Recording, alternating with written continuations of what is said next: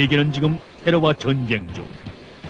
2001년 9월 11일 미국 뉴욕 테러에 이어 간접병의 공포가 전 세계로 확산되는 가운데 지금 이 시간에도 개인의 행복과 국가의 안전을 위협하는 무차별 테러가 전개되고 있으며 보이지 않는 수많은 위험이 곳곳에 도사리고 있다. 테러는 인류의 적. 이제 세계 어느 나라도 테러로부터 자유로울 수 없다. 미국 뉴욕의 세계무역센터 충돌 사고와 한적윤 테러 사건 이후 국내에서도 미확인 물질 신고가 빈번하는 등 불안 요인이 증가하고 있습니다. 더욱이 최근 테러 양상은 과거와 다른 큰 변화를 보이고 있다는 점에 유의할 필요가 있습니다. 2001년 9월 11일 발생한 세계무역센터에 대한 테러는 새로운 테러의 무차별성을 단적으로 보여주고 있습니다. 과거와는 달리 신분을 밝히지도 않고 또 특별한 요구 제시도 없었습니다. 이 같은 테러 양상을 볼 때 국제사회에서 낙인 찍혀 철저하게 소외된 반미 반서구 집단들이 고립무원의 극한 상황에 처한 경우 유혹을 느끼는 것이 바로 자살 테러나 생화학 무기가 될 것입니다. 생화학 무기는 저렴한 가격에 비해 살상력이 뛰어나기 때문입니다.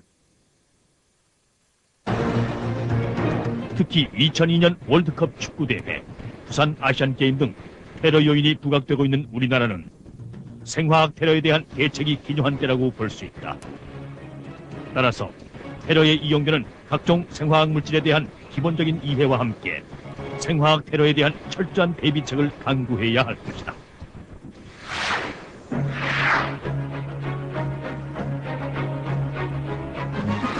먼저 생물을 이용한 테러에 대해 알아보자. 생물학 무기는 한적균, 패스트, 콜레라, 천연두, 에볼라균, 보톨리즘균 등으로서 이들은 고열, 오한, 구토, 신체 쇠약 등을 일으켜 사람을 살상한다. 생물학 무기는 1차 대전 때 독일군들이 비저균을 사용한 것을 시작으로 2차 대전 중에 독일, 일본, 러시아 등에서 대량 살상용으로 연구 개발되었다. 특히 일본 731 부대가 3,000명 이상의 포로에 대해 생체 실험을 하고 패스트, 장티푸스, 콜레라 등을 대량 생산하였으며 월남전 당시에는 미군이 고엽제를 사용한 바 있다. 다음은 최근 문제가 되고 있는 간접균에 대해 알아보자. 간접병은 간접균 박테리아가 사람 몸 안에 들어와 생기는 급성 전염병이다. 간접균이 피부에 침입하면 상처가 석탄처럼 검게 변한다고 해서 탄저라는 이름이 붙었다. 탄저는 감염 경로에 따라 피부 탄저와 소화기 탄저, 호흡기 탄저로 구분된다. 같은 세균에 의한 병이지만 증상도 다르고 치사율도 다르다. 가장 많은 것이 피부 탄저로서 피부의 상처를 통해서 감염이 된다.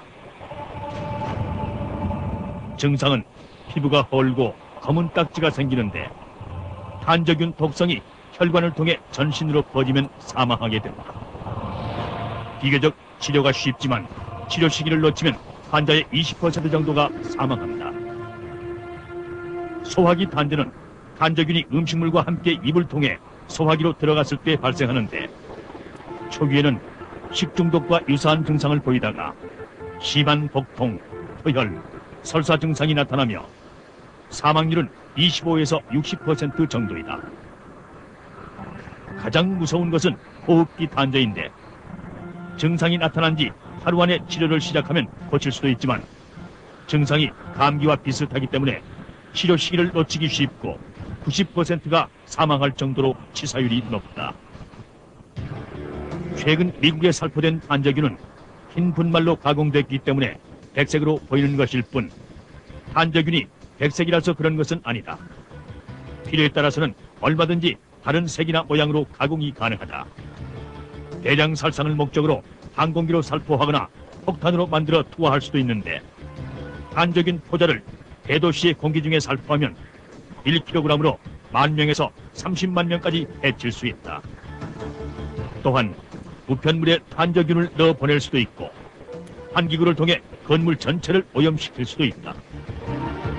탄저균은 자연 상태에서 걸릴 가능성이 매우 낮고 피부 탄저 외에는 사람에서 사람으로 전파되지도 않지만 누군가가 이를 테러 도구로 이용할 경우 큰 인명피해를 발생시킬 수 있는 매우 위험한 세균인 것이다.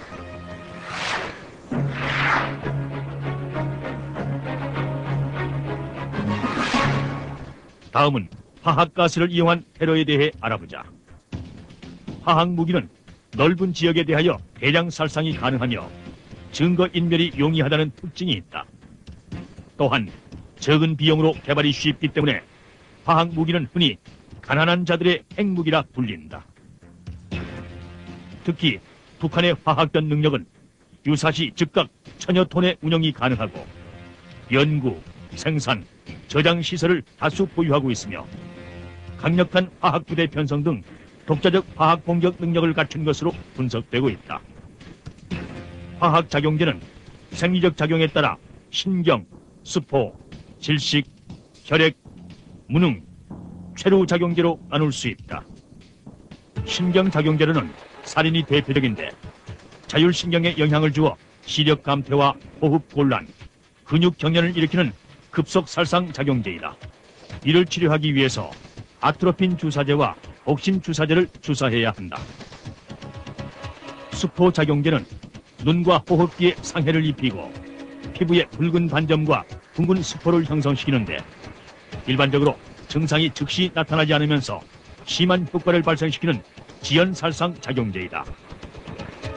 수포작용제에 의해 눈이 오염되어 1분 이상 지체되면 치료 효과를 볼 수 없게 되므로 응급조치로서 즉시 물로 씻어내고 제독해야 한다. 다음, 질식작용제는 증기 상태로 호흡기에 침투되어 질식 사망케 하는 지연살상작용제다. 응급조치는 폐 손상 위험이 사라질 때까지 안정시키고 보온을 유지하고 거동이 가능하면 즉시 활동을 시킨다. 혈액작용제는 호흡기에 침투된 후 생체 에너지 생성을 억제시키는 급속살상작용제다. 혈액작용제는 연탄가스에 중독된 것과 같이 두통과 현기증, 메스꺼움 등의 증상이 급속히 나타난다. 또한 휘발성으로 인해 공기 중에 오래 잔류하지 못하고 인체 내에서 해독이 되기 때문에 노출된 후 15분이 지나면 회복된다. 응급처치는 등부 압박 상지거 상법에 의한 인공호흡이 효과적이다. 무능화 작용제는 정상적인 판단과 행동을 제한하는 작용제로서 마약에 중독된 것과 같은 증상을 나타낸다. 예방 및 응급조치로 음료수 섭취를 통제하고 도시, 기관지 막힘에 의한 질식사가 발생하지 않도록 기도를 유지시켜준다. 끝으로 최루작용제는 사람을 일시적으로 무능화시키는 특성으로 인해 훈련 시 많이 접하게 되는 작용제다. 이에 대한 응급조치는 통풍을 시키고 필요시 물로 씻어낸다. 최근 테러의 동향을 볼 때 우리나라도 생화학 테러에 대비한 전문 의료진 확보, 또 관련 기관 간 협조 체제 등 시스템 구축이 기묘하다고 하겠습니다. 이와 관련하여 무엇보다 중요한 것이 테러 발생 시 국민의 생명을 보호하기 위한 초동 조치 등 경찰의 대응 역량을 강화하는 것이라고 할 수 있겠는데요. 자, 지금부터는 생화학 테러 신고 접수 시 현장 조치 요령에 대해 알아보겠습니다. 먼저 파출소와 경찰서, 그리고 현장 출동자와 제독부대가 현장에서 조치해야 할 사항입니다.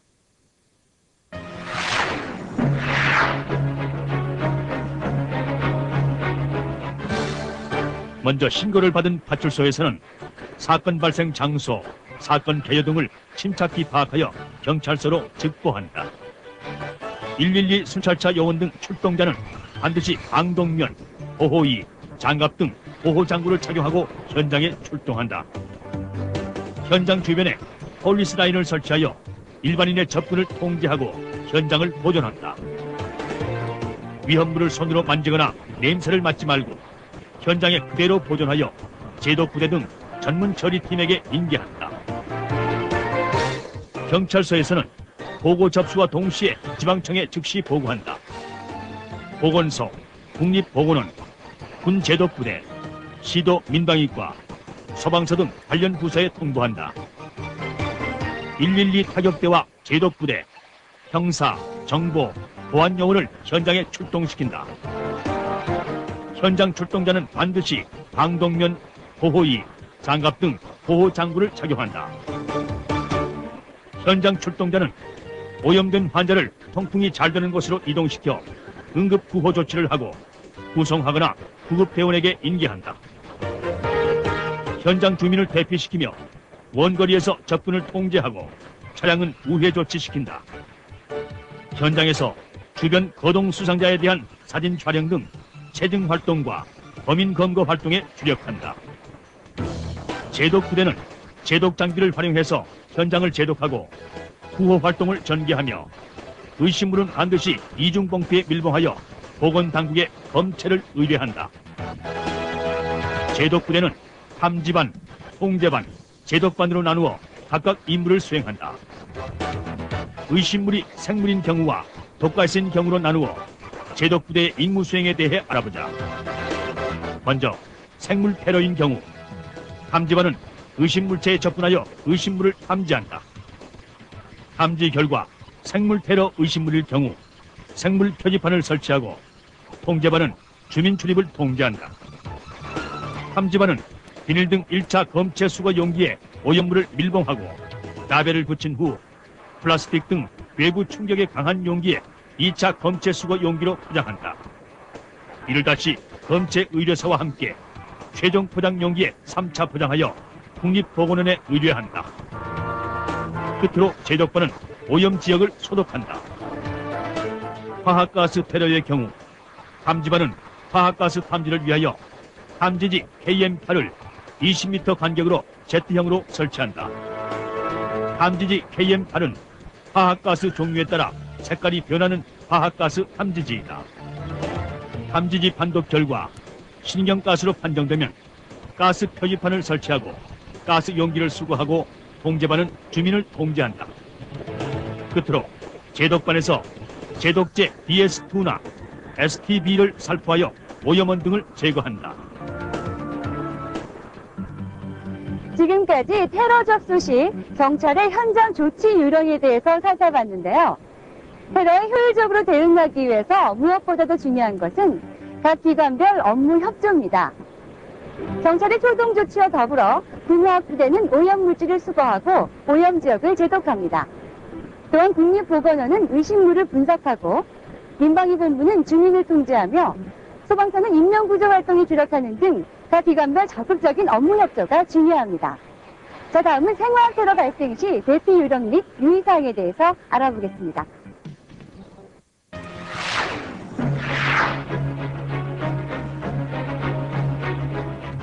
먼저 생물 테러가 발생한 경우, 생물 테러로 의심되는 분말이 바닥에 엎질러졌을 때에는 의복, 쓰레기통 등으로 분말을 덮고, 사무실이 오염된 경우 건물 전체 환기 시스템 작동을 중지하고 해당 지역을 봉쇄한다.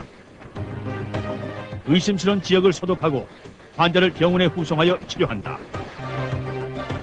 테러 의심물을 만지거나 냄새를 맡거나 맛을 보는 것은 절대 금물이며, 맨손 접촉 시 즉시 비누로 세척하고 국립보건원에 검체를 의뢰한다.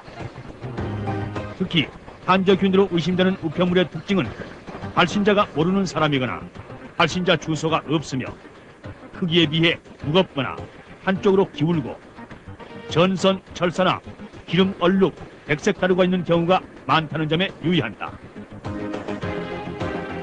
이러한 우편물을 받은 경우 개봉하거나 건드리지 말고 격리하여 해당 지역을 봉쇄한 후 신고한다. 다음은 화학가스 테러 발생 시 주민 대피 요령이다.